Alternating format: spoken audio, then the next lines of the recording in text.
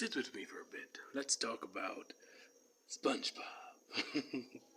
Alright, so specifically today we're going to be talking about Mr. Krabs and some ways that Mr. Krabs has kind of made money in the past, right? Um, all in all, if I was to compare Mr. Krabs to somebody in real life, I would say he is Jeff Bezos esque in his way of thinking about money and all that. Um, with a bit of Ebenezer Scrooge mixed in with the money aspects of wanting to keep every dollar for himself, you know.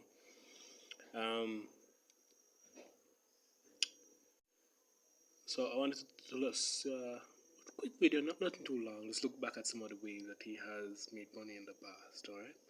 So I was watching this compilation on YouTube, and I got a couple um, things that I could like just go into here. All right. So he did this GMO patty with Krabby Patty with Sandy that pretty much turned everybody into zombies, Krabby Patty zombies, you know. And it just so happens that the one thing that happened to turn everybody back was the chum bucket formula. So, you know, so maybe I'll make a video on is the chum bucket actually the antithesis or the opposite force needed to balance out the Krabby Patty. But that's another, you know. He also did the Krusty Dog, which is he took the Krabby Patty and pretty much turned it into the shape of a Frankfurter or hot dog, and then sold that for a marked up price, you know, through innovation.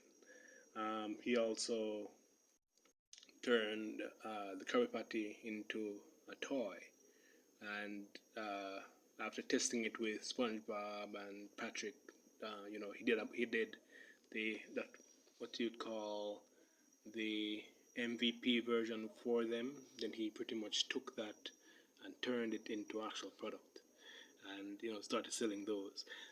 There was even a part where he, SpongeBob had the idea where Krabby Patties could have been in every supermarket, and he took that idea and franchised it out. Now, there were some glitches with it, the mass market appeal, but all in all, could have been a very good idea if marketed well and he had worked out the kinks and not, you know, selling sand version of the Krabby Patty.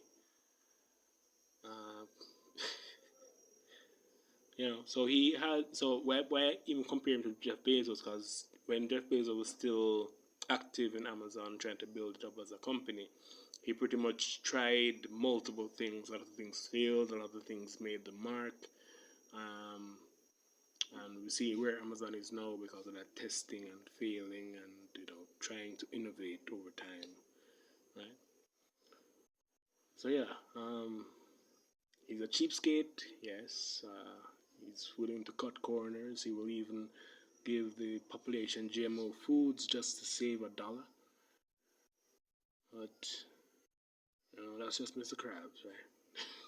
All right.